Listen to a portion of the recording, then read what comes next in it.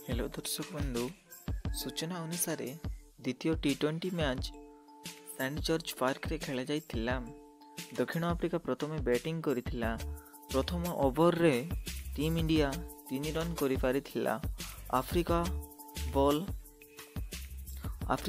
Bowlers माने ball तो ball नहीं पवन परी बॉलिंग करुथिले। द्वितीय ओवर रे 6 रन शुभमन गिल मध्य आउट हो जाइथिले।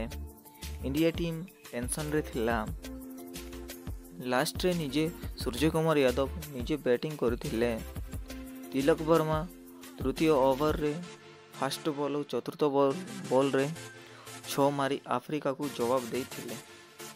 3 ओवर रे 25 रन करथिले सूर्यकुमार यादव। चतुर्थ ओवर रे 2 छक्का मारी दिन रे तारा देखई देथिले आफ्रिका को। भारत हारिबा पछरे रोहित शर्मा